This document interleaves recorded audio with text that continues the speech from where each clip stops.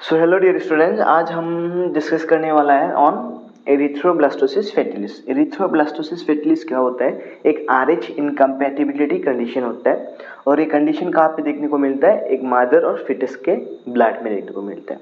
Mother और foetus के blood में लेट्स से जो मदर है वो मदर का जो ब्लड है लेट्स से वो RH नेगेटिव है, राइट। तो इस RH नेगेटिव ब्लड के लिए एक RH पॉजिटिव ब्लड क्या होगा?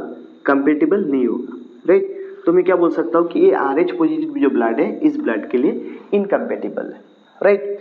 तो इस कंडीशन में क्या होता है, जैसे ही ये RH पॉजिटिव ब्लड इस RH नेगेटिव ब्लड के कांटेक्ट में आता है तो जो मदर का बॉडी है, मदर का बॉडी का जो इम्यून सिस्टम है वो रेस्पॉन्ड करेगा, और रेस्पॉन्ड करके क्या बनाएगा? एक एंटीबॉडी बनाएगा जिससे हम क्या बोलते हैं? Anti RH antibody, right. अभी ये जो एंटी RH एंटीबॉडी है ये क्या करेगा? जो फिटस का RBC है, जो RH पॉजिटिव किसका ब्लड था? फिटस का ब्लड था। जो फिटस का RBC है उस RBC को जाके क्या करेगा? डिस्ट्रॉय करेगा, राइट। मतलब उसका डिस्ट्रक्शन करेगा। तो डिस्ट्रक्शन ऑफ RBC जो होता है उसे हम हेमोलाइसिस बोलते हैं। तो हेमोलाइसिस होने की वजह से एक कंडीशन डेवलप होता है जिसे हम क्या बोलते हैं? Hemolytic disease in newborn. Newborn में एक कंडीशन डेवलप होता है जिसे हम क्या बोलते हैं? Hemolytic disease in newborn, also known as your erythroblastosis fetalis, right. तो ये जो टॉपिक है इसका बारे में आज हम डिटेल में डिस्कस करने वाले हैं। अभी जो मैंने आपको बताया वो जस्ट एक ब्रीफ है, राइट। नाउ ये टॉपिक्स डिटेल में समझने से पहले हमें क्या करना पड़ेगा? हमें ब्लड ग्रुपिंग के बारे में समझना पड़ेगा। RH क्या होता है उसके बारे में समझना पड़ेगा, right. Now before discussing in details about erythroblastosis fetalis हमें थोड़ा ब्लड ग्रुप के बारे में पढ़ना पड़ेगा, राइट। क्या पढ़ना पड़ेगा? Blood group.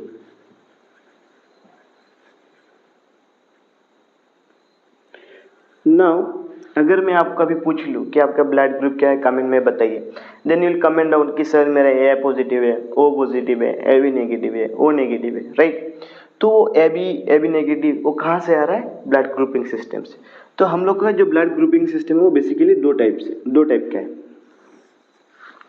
एक तो हो गया आपका ABO ग्रुपिंग,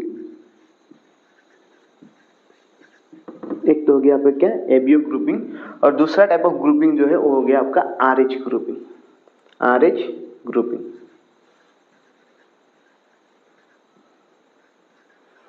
राइट। अभी ABO ग्रुपिंग क्या होता है?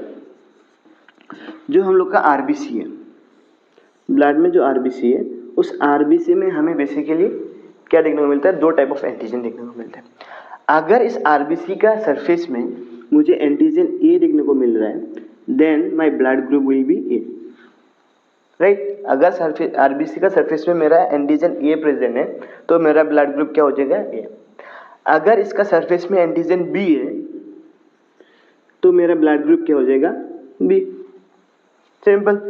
अगर सरफेस में दोनों एंटीजन है, A भी है और B भी है, then my blood group will be AB। Clear? अगर कोई भी एंटीजन नहीं है, अगर RBC का सरफेस में कोई भी एंटीजन नहीं है then my blood group will be O, right. ABO से क्या पता चल रहा है कि कौन सा टाइप ऑफ ब्लड ग्रुप है? A है, B है, AB है, राइट। तो जैसे आपको मैंने पूछा था कि आपका ब्लड ग्रुप क्या है तो आपने कमेंट में लिखा था क्या कि sir A positive, A negative, AB positive, AB negative, या O positive, O negative, B positive, B negative, right. अगर मैं आपको पूछ लूँ कि आपका ब्लड ग्रुप क्या है तो आप बोलोगे कि सर A पॉजिटिव है मेरा, B पॉजिटिव है। तो A कहाँ से आ रहा है? ABO ग्रुपिंग से आ रहा है। अभी ये पॉजिटिव नेगेटिव कहाँ से आ रहा है? पॉजिटिव नेगेटिव आपका कहाँ से आ रहा है? RH ग्रुपिंग सिस्टम से। तो RH ग्रुपिंग सिस्टम में क्या होता है? एक एंटीजन होता है जिसे हम क्या बोलते हैं? RH antigen, also known as D antigen. Actually जो एंटीजन है वो D एंटीजन है पर हम लोग इसको RH एंटीजन भी बोलते हैं, राइट। तो अगर आपका जो RBC है, अगर आपका जो RBC है, जैसे जो RBC है आपका, इसका सरफेस में अगर एंटीजन A है तो आपका ब्लड ग्रुप A हो गया। इसका साथ साथ अगर एंटीजन RH भी है, then your blood group will be a positive, right. Let's say RBC जो है उसका सरफेस में एंटीजन बी है और RH एंटीजन नहीं है, then your blood group will be negative, right. अभी पॉजिटिव होगा या नेगेटिव होगा आपका ब्लड, वो कौन डिसाइड कर रहा है? RH antigen. अगर सरफेस में RH एंटीजन है then your blood group will be positive, अगर नहीं है तो नेगेटिव। क्लियर? तो now let us discuss what is erythroblastosis fetalis, right?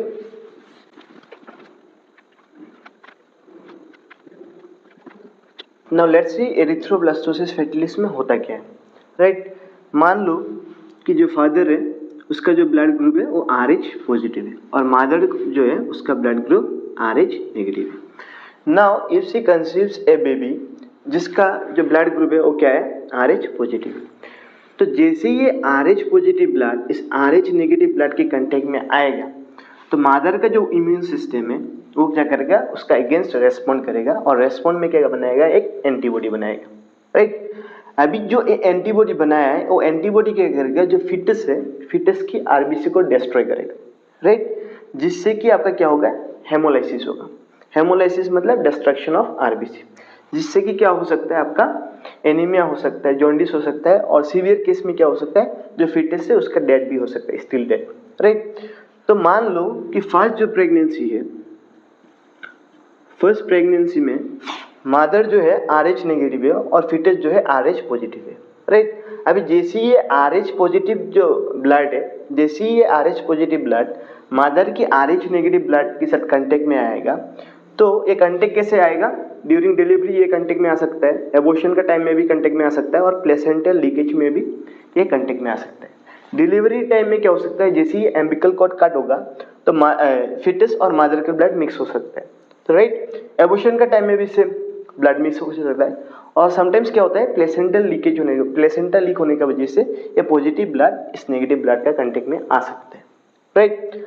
अभी जैसे ही ये पॉजिटिव ब्लड इस नेगेटिव ब्लड के कांटेक्ट में आ जाएगा तो मदर का जो इम्यून सिस्टम है, मदर का जो इम्यून सिस्टम है वो क्या करेगा? वो रेस्पॉन्ड करेगा और रेस्पॉन्ड में क्या बनाएगा? एक एंटी RH एंटीबॉडी बनाएगा, राइट। अभी ये जो एंटीबॉडी बनाएगा ये कौन सा टाइप का होगा? IgM टाइप का एंटीबॉडी होगा, राइट। अभी ये जो IgM टाइप का एंटीबॉडी है ये क्या करेगा? ये जो प्लेसेंटा है उसको क्रॉस नहीं कर पाएगा, प्लेसेंटा को क्रॉस नहीं कर पाएगा। क्यों नहीं कर पाएगा?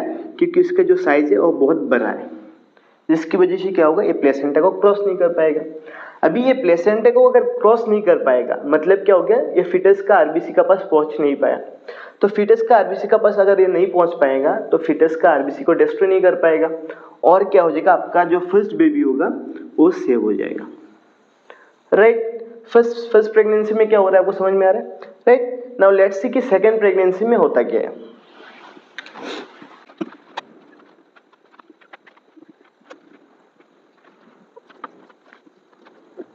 नाउ लेट्स सी कि सेकंड प्रेगनेंसी में क्या हो रहा है, राइट। तो सेकंड प्रेगनेंसी में लेट्स से जो मदर है फिर से क्या है? RH नेगेटिव है और जो फिटस है वो क्या है? RH पॉजिटिव है, राइट। तो फर्स्ट प्रेगनेंसी में जैसे ही मदर RH पॉजिटिव ब्लड के कांटेक्ट में आया था तो मदर के इम्यून सिस्टम ने रेस्पॉन्स किया था, राइट। तो रेस्पॉन्स किया था पर वो रेस्पॉन्स फेल हो गया था। क्यों फेल हो गया था? क्योंकि इसने जो एंटीबॉडी बनाया था फर्स्ट प्रेगनेंसी के टाइम में वो था IgM, जो कि आपका प्लेसेंटा को क्रॉस नहीं कर पाया था, राइट। उस चीज को मदर का मेमोरी सेल ने स्टोर करके रखा है। साथ में जो RH पॉजिटिव ब्लड है उसको एज ए फॉरेन सब्सटेंस उसने स्टोर करके रखा है, राइट। अभी सेकेंड प्रेगनेंसी में जैसे ही ये RH पॉजिटिव ब्लड के कांटेक्ट में आएगा तो मदर का इम्यून सिस्टम फिर से रेस्पॉन्ड करेगा। अभी जैसे ये रेस्पॉन्ड करेगा तो क्या करेगा? वो एंटीबॉडी बनाएगा, एंटी RH एंटीबॉडी प्रोड्यूस करेगा। पर इस बार जो टाइप ऑफ एंटीबॉडी बनाएगा वो कौन सा रहेगा? IgG, right. अभी जो IgG एंटीबॉडी है ये क्या कर सकता है? आपका प्लेसेंटा को क्रॉस कर सकता है। ये क्या कर सकता है? प्लेसेंटा को क्रॉस कर सकता है। क्यों कर सकता है? क्योंकि इसका साइज इस बार क्या है? छोटा है, राइट। IgM का साइज बड़ा था इसलिए वो क्रॉस नहीं कर पाया, पर IgG का साइज क्या है? छोटा है, जो कि क्या कर सकता है? प्लेसेंटा को क्रॉस कर सकता है। तो जैसे ही IgG प्लेसेंटा को क्रॉस करेगा प्लेसेंटा को क्रॉस करके क्या करेगा, जो फीटल RH पॉजिटिव आरबीसी है उसको जाके वो डिस्ट्रॉय करेगा, राइट। उसको डिस्ट्रॉय करने का साथ साथ क्या होगा, फिटस में कुछ कंडीशंस डेवलप होगा, जैसे कि एनीमिया हो सकता है बच्चे को, जॉन्डिस हो सकता है, राइट। सीवियर केस में क्या हो सकता है, स्टिल बर्थ भी हो सकता है और डेथ भी हो सकता है, सुन डिलीवरी होने का साथ साथ डेथ भी हो सकता है बच्चे का, राइट। तो ये हो गया सेकेंड प्रेगनेंसी में, राइट। तो अभी इस चीज को हम लोग प्रिवेंट कर सकते हैं, राइट। तो इस चीज को कैसे प्रिवेंट करेगा या उसका प्रिवेंशन में क्या करना पड़ता है, विल सी नेक्स्ट।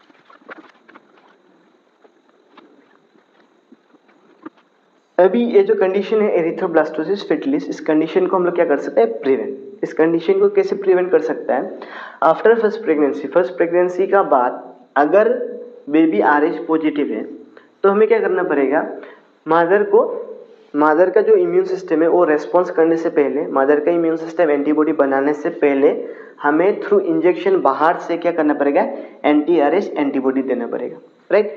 तो anti-RH एंटीबॉडी अगर हम बाहर से दे दे तो क्या करेगा, जो blood RH positive blood RH negative blood का साथ मिक्स हो गया था, उस RH पॉजिटिव आरबीसी को ये एंटीजन क्या कर देगा, डिस्ट्रॉय कर देगा, एंटीबॉडी क्या कर देगा, डिस्ट्रॉय कर देगा, राइट। ये एंटीबॉडी क्या कर देगा, RH पॉजिटिव आरबीसी को डिस्ट्रॉय कर देगा। तो अभी RH पॉजिटिव आरबीसी को अगर ये डिस्ट्रॉय कर रहा है, कौन डिस्ट्रॉय कर रहा है, एंटीबॉडी। पर ये एंटीबॉडी कहाँ से आया, ये बाहर से आया, राइट। इस एंटीबॉडी, ये जो एंटीबॉडी है मादर का इम्यून सिस्टम ने नहीं बनाया, मादर का इम्यून सिस्टम ने रेस्पॉन्स जनरेट नहीं किया। मादर का इम्यून सिस्टम ने रेस्पॉन्स जनरेट नहीं किया मतलब मादर का इम्यून सिस्टम ने RH पॉजिटिव ब्लड को as a foreign substance recognise किया ही नहीं। वो करने से पहले हम लोग ने क्या किया, बाहर से एंटीबॉडी दे दिया जिसने क्या किया, RH पॉजिटिव को डिस्ट्रॉय कर दिया। तो मादर का इम्यून सिस्टम ने तो रिकॉग्नाइज किया ही नहीं। तो मादर का इम्यून सिस्टम अगर रिकॉग्नाइज नहीं करेगा, इसका मतलब क्या हो गया, उसका मेमोरी सेल में वो चीज स्टोर नहीं हुआ, राइट। अगर वो चीज मेमोरी सेल में स्टोर नहीं हुआ तो सेकेंड प्रेगनेंसी में अगर फीटस RH पॉजिटिव है या बेबी RH पॉजिटिव है वो सेव हो सकता है, राइट। क्यों सेव हो सकता है, क्योंकि मादर ने RH पॉजिटिव ब्लड को एज ए फॉरेन सब्सटेंस उसने स्टोर करके रखा ही नहीं। क्यों नहीं रखा, क्योंकि वो रिकॉग्नाइज करने से पहले हम लोगों ने एंटीबॉडी बाहर से देके RH पॉजिटिव आरबीसी को डिस्ट्रॉय कर दिया था, राइट। और इस इंजेक्शन के थ्रू हम लोग इस कंडीशन को प्रिवेंट कर सकते हैं, राइट। होपफुली ये टॉपिक आपको समझ में आ गया होगा। अगर समझ में आ गया तो kindly share this video with your friends और चैनल को सब्सक्राइब कर दीजिएगा। Also hit the like button and do let me know in the comment how was the video. और एक चीज़ आपको बताना पड़ेगा कमेंट में कि जो मैं नेक्स्ट वीडियो बनाऊँ वो कौन सा टॉपिक में बनाऊँ, right. Thank you so much for watching this video, see you in the next video.